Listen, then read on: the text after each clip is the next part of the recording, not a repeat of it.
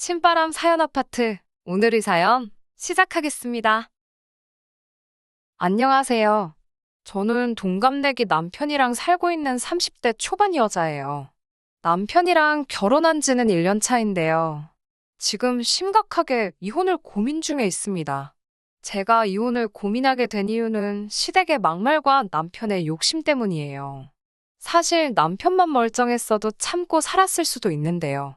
서울에 있는 중위권 대학교를 졸업하고 가구 회사의 마케팅팀에 들어갔어요. 그리고 그곳에서 영업사원이던 남편을 알게 되었습니다. 제가 매장에 나가는 일은 한 달에 한두 번 정도 있는데 저를 용케 기억하고 아는 체를 하더라고요. 그 일을 계기로 커피 한 잔 하던 게 데이트가 되고 연인 사이까지 되었습니다. 연애한 지 1년쯤 되었을 때 농담 반 진담 반 결혼 이야기가 나오기 시작했어요. 그러면서 서로의 배경에 대해서 좀 더 알게 되었네요. 경제적으로 넉넉하지 못한 환경에서 자랐다는 남편은 여동생 2명이 있는 장남이었어요. 남편이 20대일 때 부모님 2분 다 차례로 돌아가셨고 아직 미혼인 동생들을 부양하기 위해 생활 전선에 뛰어들었다는 남편은 책임감이 강한 사람이었습니다. 그러고 나니 데이트 때 종종 남편이 보였던 알뜰하고 계산적인 모습이 좀 이해가 되더라고요. 그리고 그때는 그런 모습도 이해할 수 있었습니다. 가족을 위해 기꺼이 희생하는 남자라고 생각했고요. 그러다 이번 일을 계기로 제 판단이 얼마나 잘못된 건지 알게 되었습니다. 뼈저리게 후회가 됩니다. 저희 친정 어머니는 대학가에서 20년째 한식 뷔페를 운영하고 계십니다. 아버지가 돌아가신 후 아버지의 보험금으로 시작한 장사였어요. 다행히 맛도 좋고 양도 많다며 푸짐한 인심으로 소문이 나서 찾는 사람들이 많아요. 손님들 대부분은 수험 생활을 하는 주머니, 가벼운 학생들이 많습니다. 그러다 보니 때로는 외상을 거듭하는 학생들도 있고요. 외상으로라도 손님들에게 밥을 주는 이유는 내 집에 온 손님 배고르면 안 된다는 어머니의 신념 때문이었습니다. 그러면 훗날 몇몇 학생들은 시험에 합격한 후 어머니에게 편지를 보내오기도 하고 가끔 후원금이나 쌀도 보내오더라고요. 그런 친정 어머니에게 불행한 사건이 터진 건 얼마 전이었습니다. 한참 바쁜 식사 시간이 지나고 한숨 돌리시며 가게에 앉아 지인분과 통화를 하고 계셨대요. 그런데 갑자기 맞은편 도로에서 미친 듯한 속도의 자가용 한 대가 저희 어머니 가게로 돌진해 왔다고 합니다. 다행히 손님이 없었지만 저희 어머니는 큰 부상을 입으셔서 한동안 입원 생활을 하시게 됐어요.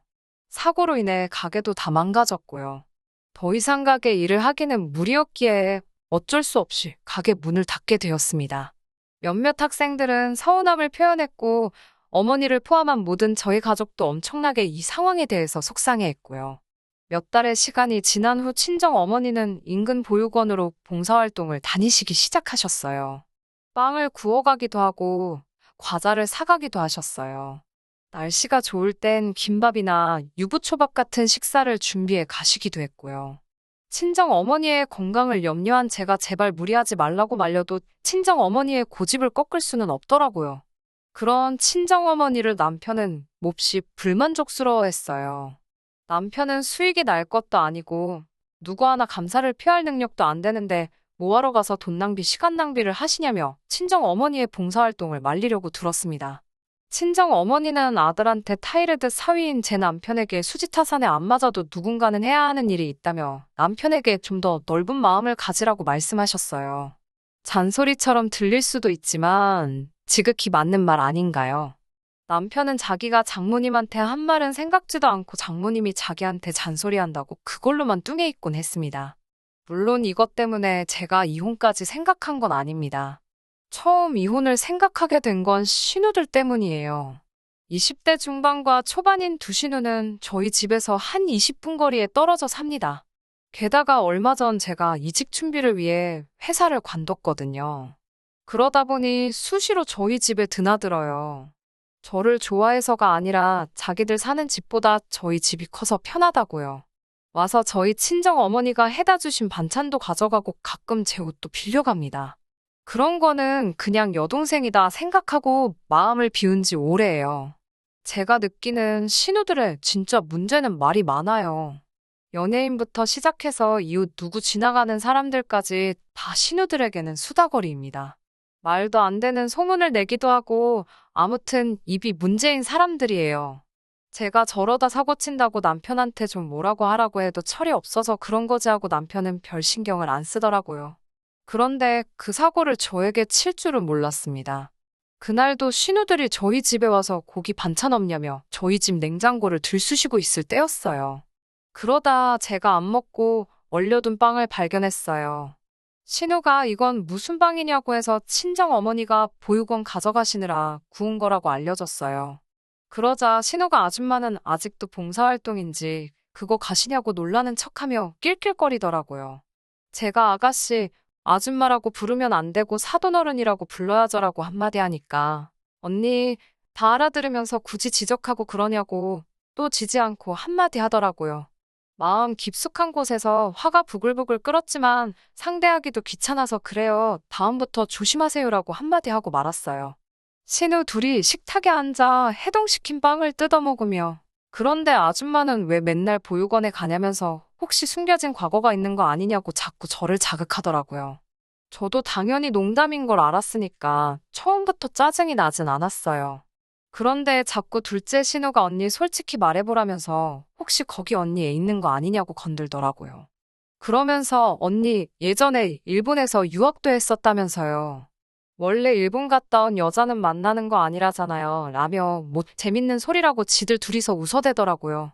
저도 이때부턴 농담이라고 생각하면서도 짜증이 스멀스멀 올라오더라고요. 제가 아가씨 기분 나빠지려고 하니까 그만하라고 웃으며 말했어요. 그러자 이번엔 큰 신우가 아니, 근데 진짜 이상하긴 하다며 보육원에 언니 애가 있는 것도 아니고 왜 그렇게 자주 가시냐며 심각하다는 듯 이야기를 계속하는 거예요.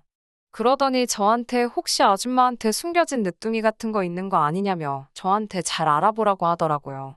진짜 오냐오냐 해주니까 똥인지 된장인지 분간이 안 가서 이런 말도 안 되는 소리를 농담이라고 떠드는 건가 싶고 무엇보다 자꾸 친정 어머니를 대상으로 농담을 하는 그 둘이 도저히 이해가 안 돼서 진짜 무례하다고 한마디 따끔하게 했습니다. 그런 헛소리나 떠들어댈 거면 저희 집 오지 말라고요. 목 위에 달린 거 그거 머리 맞으면 생각 좀 하고 떠들라고 뭐라고 했어요. 제가 그런 식으로 세게 말한 건 처음이라 그런지 아니면 자기들도 뭘 잘못했다고 느꼈는지 죄송하다고 하곤 집으로 돌아갔어요. 그렇게 일이 일단락된 줄 알았고요. 그런데 그날 저녁 퇴근하고 들어온 남편이 난리를 치더라고요. 자기 여동생들한테 뭐라고 한 거냐면서요. 그래서 저도 무슨 일이 있었는지 말했습니다.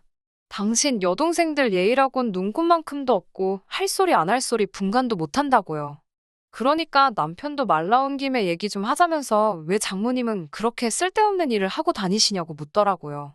제가 봉사활동은 왜 쓸데없는 일이냐고 따져 물으니까 남편이 하는 말이 솔직하게 말해도 되냐고 묻더라고요. 저도 남편 속을 알아야겠다 싶어서 그래, 다 터놓고 이야기해보라고 했어요. 그러자 남편이 한다는 소리가 상상 초월이더라고요. 일단 자기 동생들이 틀린 소리 한 거 아니라면서 왜 사람이 이유도 없이 남한테 잘해주냐고 그래요. 그건 장모님도 뭔가 꿍꿍이가 있어서 그런 거 아니냐고요. 사람이 어떻게 저렇게 비비꼬였나 싶어서 어이가 없었어요. 근데 남편이 뚫린 입이라고 계속 짓거리더라고요. 장모님한테 진짜로 숨겨둔 자식 같은 거 있는 거 아니냐면서 저더러 조심하래요. 장모님 돌아가시면 그 재산 다 우리가 받아야 되는데 어디서 이상한 게 나타나면 어떡하냐고 장모님 잘 단속하라는 거예요. 어떻게 사람이 저런 망상을 할 수가 있나 싶더라고요. 저런 인간을 남편이라고 한 입을 덮고 잔 제 자신이 미워지더라고요. 남편에게 사고방식이 그렇게 글러쳐먹은 인간인지 몰랐다면서 그 부모의 그 자식이라더니 네가 이 모양이라서 네 여동생들도 그 모양인가 보다고 제가 악다구니를 썼어요. 할 소리 안 할 소리 분간도 못하는 너 같은 인간이랑 산 내 인생이 불쌍하다고 당장 이 집에서 나가라고요. 원래 남편은 저랑 결혼하기 전에 여동생들이랑 셋이서 살고 있었고 모아둔 돈도 거의 없었거든요. 그래도 남편 성품 하나 보고 결혼했고 집도 제가 모은 돈에 친정 도움 받아서 있는 대로 긁어모아 지금 사는 집 마련한 거였어요. 그때도 친정어머니는 남편의 배경 같은 건 보지 않으시고 내 딸이 사랑하는 사람이라니 내 아들이나 마찬가지라는 마음으로 품어주신다 하셨던 거예요. 남편도 그때는 친엄마다 생각하고 모시겠다 하더니 속으로 저런 더럽고 추잡스러운 생각을 하고 있었던 거죠. 남편은 그제서야 제정신이 돌아온 듯 자기가 요즘 돈도 잘 안 벌리고 그래서 생각이 너무 많았던 것 같다고 헛소리를 했다고 빌더라고요. 하지만 사람이 평소에 그런 생각을 하니까 그런 말도 나왔을 거 아니에요. 저는 당신이 무슨 생각하고 사는지 알고 나니 소름 끼친다고 당장 이 집에서 꺼지라고 했어요. 결국 몇 번의 실랑이 끝에 남편은 지가 원래 살던 여동생들 집으로 갔고요. 이튿날 친정 어머니가 이서방이 좋아하는 갈비찜 했다며 넉넉히 해왔으니 사돈 처녀들도 나눠주라고 가져오셨거든요. 그런 친정 어머니를 보니 눈물이 펑펑 흘렀어요. 영문을 모르는 친정 어머니는 왜 그러냐며 무슨 일이냐고 물으셔서 어제 있었던 일을 말씀드렸어요. 그러면서 헤어지고 싶다고도 말씀드렸습니다. 저와 어머니를 존중하지 않는 사람들과는 상종도 하기 싫다고요. 이후로 남편의 몇 번의 애걸복걸에도 불구하고 제 결심은 흔들리지 않더라고요. 다행히 시간이 없어 미루던 혼인신고 덕분에 헤어지는 것도 복잡하지 않았어요. 저희 집에 있는 남편의 짐을 빼서 신우들 현관 앞에 내려놓는 걸로 끝이 났습니다. 지금은 이직도 성공해서 새로운 직장에서 직장 생활도 하고 있고요. 주말에는 친정어머니와 함께 도시락을 싸서 보육원도 가고 노숙인들도 돕고 있네요. 결혼 생활보다 훨씬 보람이 느껴지는 요즘입니다. 날씨가 많이 따뜻해졌네요. 다들 행복한 봄날 되세요. 들어주셔서 감사합니다. 끝까지 들어주셔서 감사합니다. 오늘의 사연은 여기까지입니다. 구독과 좋아요, 알람 설정 부탁드리고 더 좋은 사연으로 다시 찾아뵙겠습니다. 감사합니다.